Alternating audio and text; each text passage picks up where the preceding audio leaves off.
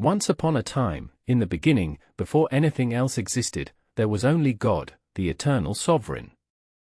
In his majestic power and perfect wisdom, God decided to create something marvelous. He fashioned the heavens and the earth, setting the stage for all that would come into existence. The universe was filled with his glory, his voice calling forth light from darkness, and life from the void. And at the height of his creation, God formed humanity in his own image, breathing into them the breath of life, giving them consciousness, free will, and the divine capacity to know and love their Creator. In the Garden of Eden, a paradise of perfect harmony and peace, Adam and Eve, the first humans, enjoyed close fellowship with God. They walked with him in the cool of the day, experiencing joy and innocence. But in this perfect garden, a subtle tempter appeared, the serpent, more cunning than any beast of the field. He tempted Eve with the promise of wisdom and enlightenment if she ate from the forbidden tree of the knowledge of good and evil. Eve, enticed by the serpent's words, took the fruit and ate. She then gave some to Adam, who also ate. This act of disobedience, sin, entered the world, severing the pure relationship between God and humankind.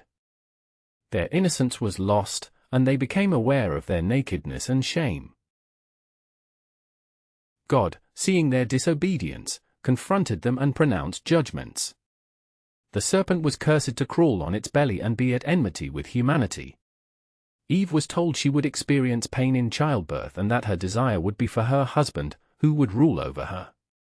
Adam was cursed to toil and sweat for the ground to produce food, and they were banished from Eden, guarded by cherubim and a flaming sword to prevent them from returning to the sacred place of fellowship with God.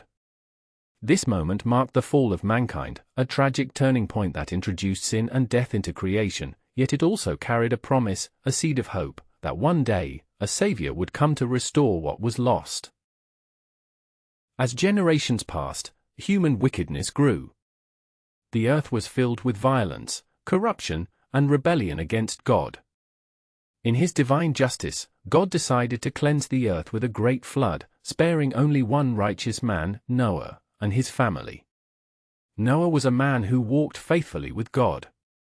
God gave him detailed instructions to build an enormous ark, measuring approximately 450 feet long, 75 feet wide, and 45 feet high, a colossal vessel that would withstand the coming deluge. Noah obeyed, faithfully constructing the ark amid widespread mockery and disbelief.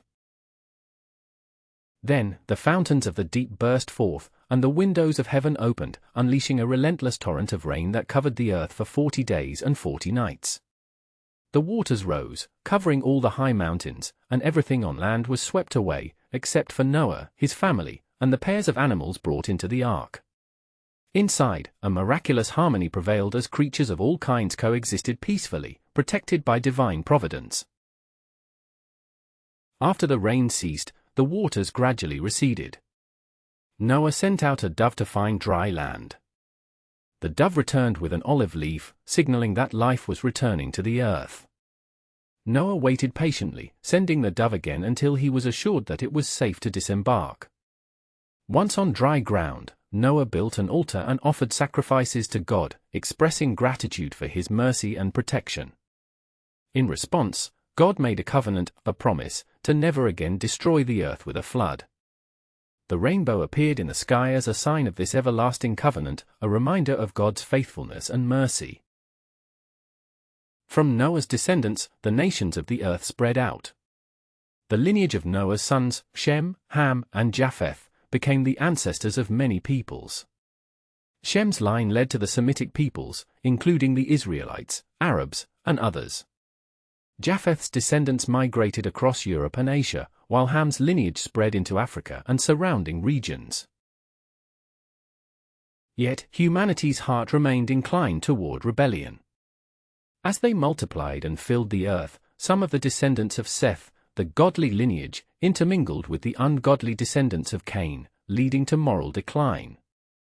The Bible speaks of a rebellious act among the sons of God and the daughters of men, which some interpret as a union that led to giants called the Nephilim. God observed the wickedness and decided to judge the earth with a flood, but he found favor in Noah, a righteous man who walked with him. Noah's story reminds us that even amid great wickedness, God's mercy is available to those who seek Him. Through Noah, God preserved a faithful remnant and started anew. After the flood, Noah's family repopulated the earth, but not long after, humanity again showed its pride and rebellion. They attempted to build a tower reaching into heaven, the Tower of Babel, symbolizing their desire to make a name for themselves and to defy God's authority. But God, seeing their arrogance, confused their language so they could no longer understand each other, causing them to scatter across the earth. The place was called Babel, meaning confusion, fulfilling God's command for mankind to spread and fill the earth. From the scattered nations, a chosen family emerged, Abraham and Sarah, who lived in the land of Ur. God called Abraham out of his homeland, promising to make him the father of a great nation. Abraham trusted God's promise, even when it seemed impossible, for Sarah was barren, and they were advanced in age. God reaffirmed his covenant, promising that Abraham's descendants would be as numerous as the stars and that through his seed, all nations of the earth would be blessed. Despite their faith, Abraham and Sarah faced trials. Sarah suggested that Abraham have a child with her Egyptian servant, Hagar. Hagar bore Ishmael, and although Sarah initially doubted, God reaffirmed his promise that Sarah would bear a son, Isaac, meaning laughter, for Sarah laughed in disbelief when she heard she would have a child in her old age. Isaac's birth was a miracle and a sign of God's faithfulness. Yet, family tensions arose, Hagar and Ishmael were eventually sent away, but God continued to watch over them. Isaac grew up and married Rebekah, who also faced her own challenge. She was barren. She prayed earnestly, and God revealed that she carried twins, Esau and Jacob. The older, Esau, was a skillful hunter, while Jacob preferred staying close to family and was more reserved. Before they were born, God foretold that the younger would serve the older, a reversal of tradition. As they grew, Esau sold his birthright to Jacob for a bowl of stew, and later Jacob, with his mother's scheme, deceived Isaac into blessing him instead of Esau. This act caused deep family division, but it also set the stage for God's unfolding plan. Jacob fled from his brother's anger and journeyed to his uncle Laban's home in Haran. On the way, he stopped at a place called Bethel, where he dreamt of a ladder reaching to heaven, with angels ascending and descending. God appeared at the top of the ladder, reaffirming his promises to Jacob. He would be the father of a great multitude, and his descendants would spread across the earth. Jacob anointed the stone he rested on, calling the place Bethel, the house of God. At Laban's, Jacob worked tirelessly, and love for Rachel led him to agree to serve 7 years for her hand in marriage. But Laban deceived him, giving him Leah instead. Jacob then worked another 7 years for Rachel. Over time, God blessed Jacob, and his flocks multiplied greatly. Jacob's family grew large, and he became wealthy. Yet tensions with Laban persisted, prompting Jacob to leave secretly and return to his homeland. As Jacob approached home, he feared Esau's anger. He sent gifts ahead, seeking peace. The night before they met, Jacob was left alone, and a mysterious figure wrestled with him until dawn. The struggle was intense. Jacob refused to let go until he received a blessing. The figure asked his name, and upon hearing Jacob, he declared, "Your name shall no longer be Jacob, but Israel, for you have struggled with God and with men, and have prevailed." This moment marked a transformation. Jacob's new name signified his faith and perseverance. With a new spirit, Jacob met Esau, who ran to embrace him with forgiveness. Their reunion was a powerful moment of brotherly reconciliation, reversing years of anger and resentment. Jacob settled in the land of Canaan, where he had 12 sons, each destined to lead one of the 12 tribes of Israel. The favorite son, Joseph, was given a special coat of many colors, which incited envy among his brothers. Joseph's dream suggested that he would one day rule over his family, fueling their jealousy. They plotted to kill him but instead sold him into slavery in Egypt, where he was bought by Potiphar, an officer of Pharaoh. Joseph's integrity and wisdom elevated him to a position of authority, but false accusations led to his imprisonment. Even in prison, God's favor remained upon him, and he interpreted dreams for Pharaoh's officials. When Pharaoh himself had troubling dreams, Joseph was summoned. He interpreted the dreams, revealing that Egypt would experience 7 years of abundance followed by 7 years of devastating famine.